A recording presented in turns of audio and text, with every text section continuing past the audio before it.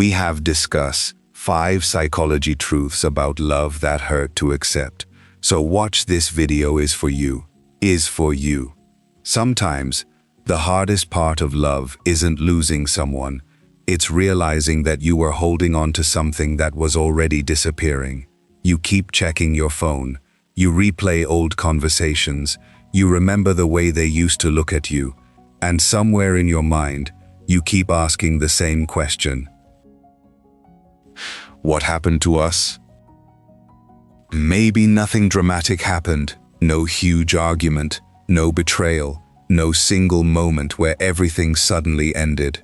Sometimes people simply become less available, less curious, less connected. And that's what makes it so painful. Because when there is no clear ending, your mind keeps searching for one. Today, we're going to talk about 5 psychology truths about love that are painful to accept, but understanding them can change the way you see relationships forever. And the 5th one may be the hardest. Truth 1, sometimes you miss the connection, not the person after losing someone. People often say, I just want them back. But pause for a second. Do you actually miss the person? Or do you miss how life felt when they were part of it? Maybe you miss waking up to their messages, having someone to call at night, knowing somebody was thinking about you, having a routine, having a person who made ordinary days feel important. Again, our relationships become connected to our sense of belonging and emotional experience. Research on social relationships and self-esteem even suggests that these 2 areas influence each other over time. That's why losing a relationship can feel like losing more than a person. You're also losing a familiar version of your everyday life. And sometimes, that's what your heart is actually grieving. Not the person they became, but the person they were, and the life you imagined you would have together. So if you're struggling to let go, don't immediately tell yourself, I'll never be happy without them. You may simply be learning how to live without something that once felt familiar, and familiarity takes time to replace. Truth 2, you can love someone and still feel alone. This one hurts, because we usually think loneliness means having nobody, but that's not always true. You can be sitting next to someone, sleeping beside them, talking to them every day, and still feel completely alone. Why? Because physical presence isn't the same thing as emotional connection. Emotional availability involves the ability to participate in a genuine emotional connection and a mutually fulfilling relationship.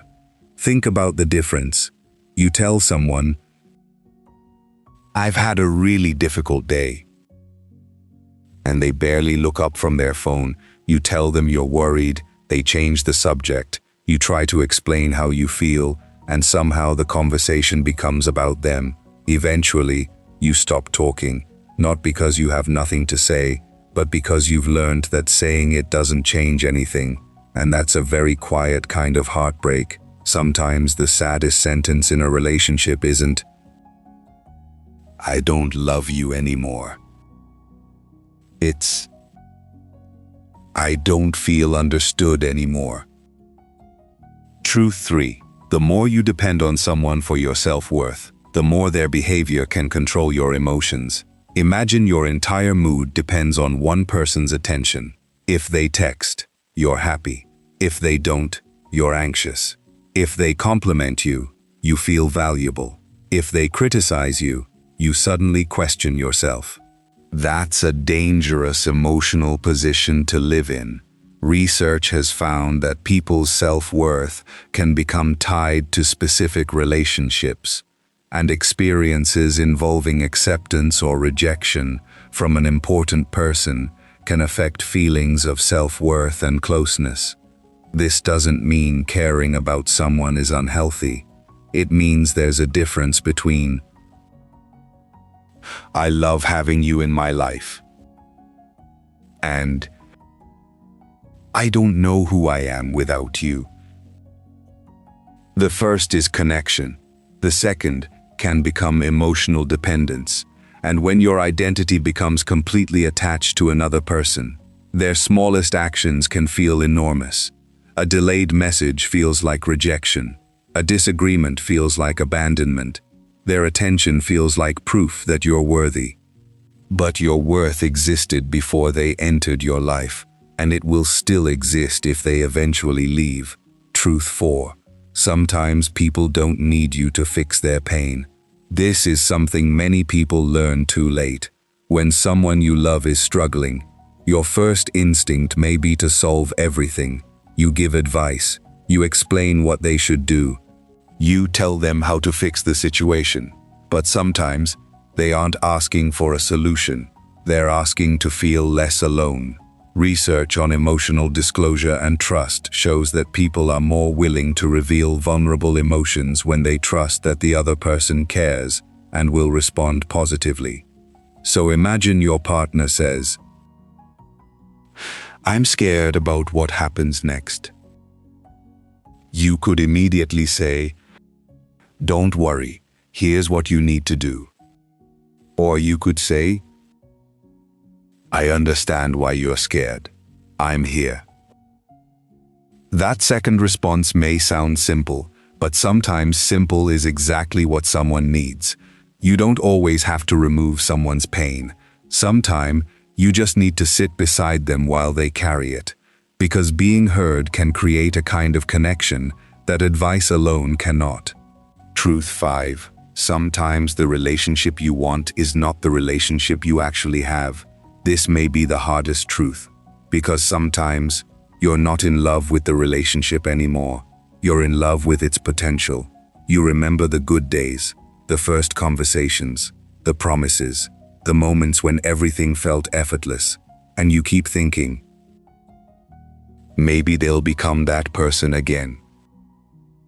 Maybe, but you cannot build a healthy relationship entirely from memories. A relationship exists in the present. Look at what is happening now.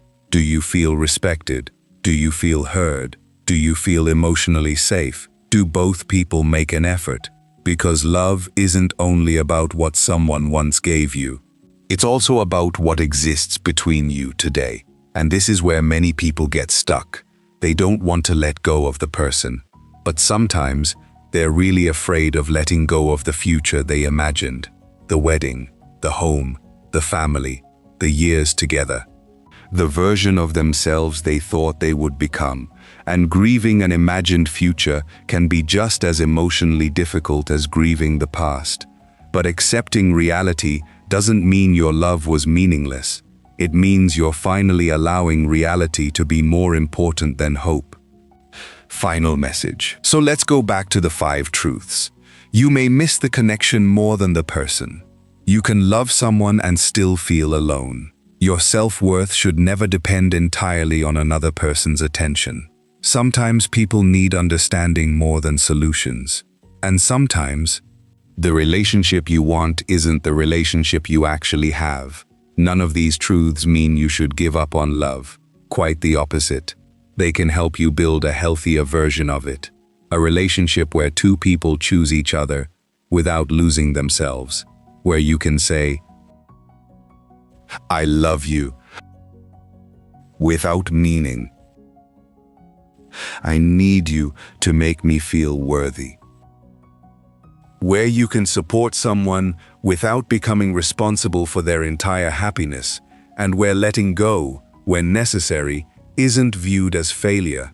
Sometimes, it's simply accepting that love should bring connection, not constant confusion. So if you're watching this while thinking about someone, take a breath. Don't make a decision tonight.